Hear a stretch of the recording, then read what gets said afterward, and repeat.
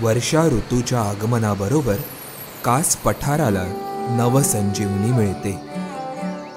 या पठारावर विविध रंगी कुसुमांची रांगोळी बहरू लागते.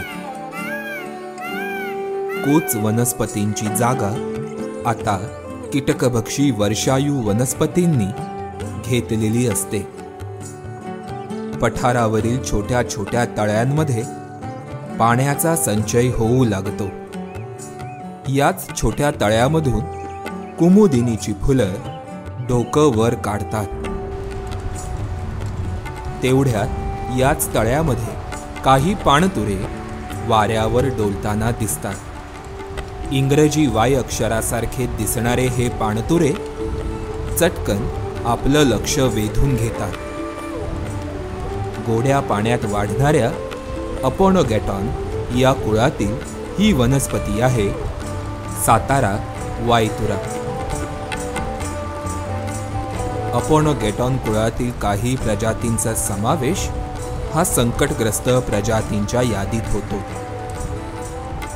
ॲपोनोगॅटॉन हा एक स्वच्छ पाण्यात वाढणाऱ्या किंवा गोड्या पाण्यात वाढणाऱ्या प्रजातीचं नाव आहे. ऑस्ट्रेलिया, भारत, एशिया म्हणजे आणि आफ्रिका या ठिकाणी आपल्याला हा ॲपोनोगॅटॉन बघायला मिळतो. त्याच्या जवळजवळ 30च्या वर स्पीशीज जगामध्ये आहेत. भारतामध्ये साधारणतः 8 ते 10 स्पीशीज असाव्यात असा अंदाज आहे. नवीनही अजून काही मिळायची शक्यता आहे. हा छोट्या छोट्या तळ्यांच्या मध्ये वाढतो, तसंच नदीकाठांच्या बाजूला असतो किंवा मोठ्या सरोवरांच्या मध्ये पण दिसतो. आणि विशेष म्हणजे यातल्या काही आता प्रजाती ज्या आहेत त्या लोकांनी आपल्या ॲक्वेरियममध्ये लावायला सुरुवात केली आहे. त्यामुळे बरेचदा आपल्याला हा अगदी उपनगरांच्या मध्ये किंवा कुठेतरी ॲक्वेरियममध्ये पण बघायला मिळेल. गोड्या पाण्याच्या परिसंस्था या जगातील संकटात सापडलेल्या काही नैसर्गिक परिसंस्थांपैकी एक आहेत. अशा परिसंस्थेत वाढणाऱ्या अपोनोगॅटॉन या वनस्पतीच्या प्रजातींमध्ये प्रदेशनिष्ठता आढळते. महाराष्ट्रात अपोनोगॅटॉन या कुळातील 6 प्रजाती आढळतात. महत्त्वाचे म्हणजे त्यापैकी काही प्रजाती या जगात महाराष्ट्रातील केवळ काही जिल्ह्यांमध्येच आढळतात. म्हणजेच त्या राज्यासाठी प्रदेशनिष्ठ आहेत. दक्षिण भारताच्या विशेषतः पश्चिम घाटाच्या भागात जवळजवळ 8 ॲपोनोगॅटॉनच्या स्पीशीजची नोंद आहे. त्यातल्या 3 या अतिशय प्रदेशनिष्ठ प्रजाती ह्या गोवा, महाराष्ट्र, कर्नाटक याच्या सड्यांच्या वरती दिसतात. ॲपोनोगॅटॉन ब्रुगेनी, ॲपोनोगॅटॉन नटेशी आणि ॲपोनोगॅटॉन सातारेन्सिस ह्या 3 स्पीशीज. यातल्या काही स्पीशीज ह्या तळ्यांच्या मध्ये दिसणाऱ्या मोठ्या तळ्यांच्या मध्ये वर्षभर बघू शकतात. पण या 3 ज्या आहेत या प्रदेशनिष्ठ वनस्पती या सड्यांच्या वरची छोटी छोटी तळी साचतात किंवा अगदी पावसाळी डबकी असतात त्याच्यामध्ये वाढू शकतात. पण ह्यांना प्रदूषण अजिबात चालत नाही. अतिशय स्वच्छ पाण्यामध्ये या वनस्पती आपल्याला बघायला मिळतात. वर्षाचे 8 महिने कोरडे राहून पावसाळ्यात पठारांवर तयार होणाऱ्या छोट्या तळ्यांमध्ये अनेक दुर्मिळ आणि प्रदेशनिष्ठ वनस्पती सापडतात. यामधीलच एक वनस्पती आहे सातारा वायतुरा. समुद्र सपाटीपासून 600 ते 1200 मीटर उंचीवर असणाऱ्या घाटातील पठारांवर ही वनस्पती आढळते. महाराष्ट्रातील सातारा आणि सांगली या 2 जिल्ह्यांपुरताच ही वनस्पती प्रदेशनिष्ठ आहे. IUCNच्या लाल यादीत तिला संकटग्रस्त प्रजातीचा दर्जा देण्यात आलाय. जून आणि जुलैमध्ये पावसाने जोर धरल्यावर ही वनस्पती फुलते. ती 16 ते 22 सेंटीमीटर पर्यंत वाढते. इंग्रजी वाय अक्षरासारखा तिचा तुरा हे या वनस्पतीमधील आकर्षण. या तुऱ्याचा रंग गुलाबी जांभळा असतो. त्यावर फुलं येतात.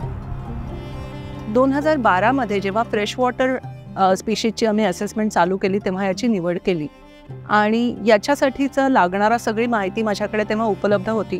कारण 2003 ते 6 मध्ये सड्यांच्या वरती विशेषतः घाटमाथ्यावरच्या सड्यांच्या वरती माझं काम झालेलं होतं आणि त्याच्यामुळे कास सकट आणखीन 4 जे साताऱ्यातले सडे आहेत त्यातली ह्याची माहिती होती. वेगवेगळे आम्ही त्याला पॅरामीटर्स लावले आणि असं लक्षात आलं की आज जरी ही स्पीशीज या ठिकाणी दिसत असली तरीसुद्धा ती यापुढे किती टिकेल याच्याबद्दल मनात शंका आहे. 10, 11, 12च्या सुमाराला साताऱ्याच्या प्लॅटोजवरती टुरिझम वाढायला लागला होता. त्याच्या आधी मोठ्या प्रमाणात विंडमिल झालेल्या होत्या आणि या सगळ्यात याचा अधिवास बऱ्यापैकी डिस्टर्ब झाला होता. अनेक नवे खड्डे खोदले गेले होते आणि पाणी खूप खराब व्हायचं. पोल्युशन चालू झालं होतं. त्यामुळे या वनस्पतीचं अस्तित्व धोक्यात यायची शक्यता होती. कोकणातील जांभा दगडाच्या कातळ सड्यावर देखील अपोनोगेटॉन या कुळातील एक प्रजात आढळते. सड्यावरील पाण्याच्या तळ्यामध्ये वाढणारी ही दुर्मिळ प्रजात आहे नतेशीस केप पॉन्डविल. या वनस्पतीचा आकार एखाद्या राजहंसासारखा असतो. आजवर या प्रजातीची नोंद केवळ 4 ठिकाणाहून आहे. त्यामुळे IUCNच्या यादीत तिला संकटग्रस्त प्रजातीचा दर्जा देण्यात आलाय. ही प्रजात 140 ते 200 सेंटीमीटर पर्यंत वाढते.